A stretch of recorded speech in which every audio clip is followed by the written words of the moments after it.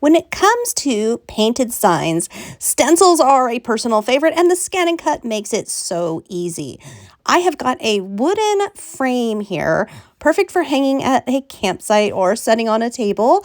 I've also got an SVG file, so as a reminder, the ScanNCut DX models, they can all read SVG files. So to get this, I'm just going to click Retrieve Data, press the little USB drive because that's where I have it, and then I'm going to find the file that I am looking for. There it is. And press retrieve. It'll just take a moment for it to bring that file in. There it is. That's the one I want.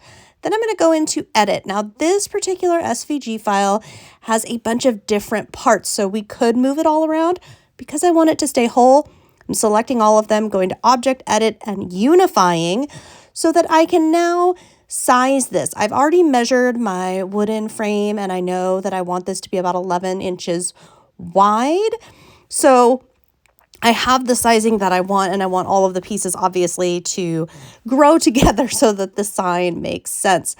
Once I have this set, I'm ready to cut. I'm just going to press OK. Now I'm going to use some sticker vinyl, some temporary sticker vinyl here.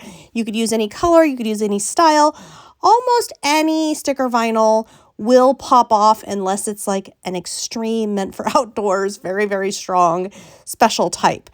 So once we have that all set, we are going to load our mat with the vinyl and cut. And the ScanNCut is going to take care of all the hard part for us. So the ScanNCut is going to do all the nitty gritty. There's my little piece of silver vinyl. I'm just using silver because I happen to have a lot of it. Over purchased for a project, as it does happen. Now I'm just going to go ahead and press OK. So once my vinyl is down and my mat is loaded, then I'm going to select cut, and half cut needs to be turned on so that the vinyl cuts, the backing does not. Here I will show you half cut is on, and press start. Once it is cut out, and that will take a few minutes, you're going to weed, in other words, remove the vinyl. Now, this is going to be an opposite situation. We are going to remove the design that we do want to transfer. So it's a little bit of reverse weeding, and you'll want to go nice and slow so you get all those little bits and pieces.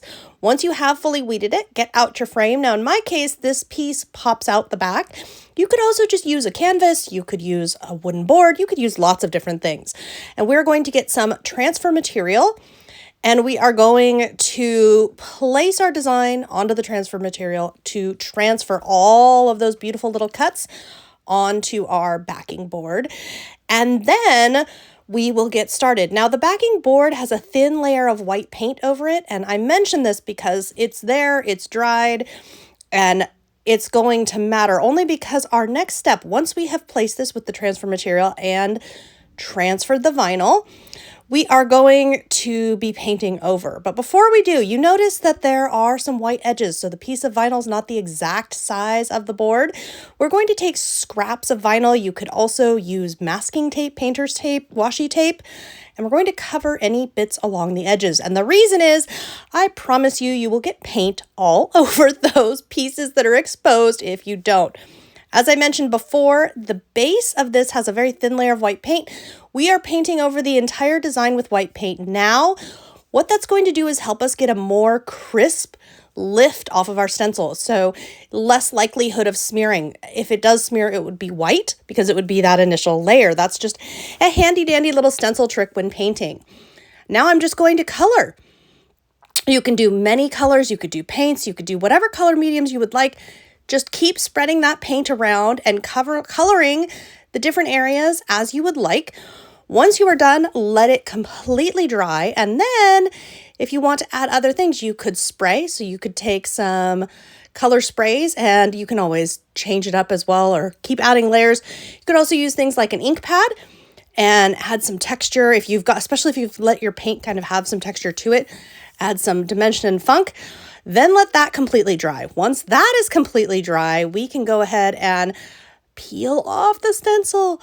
I like to start with the outside. I like to start with the outside because I feel like it's like, let me get the outer part set, and then it's easier for me to see all of the little bits and pieces that I need to additionally remove.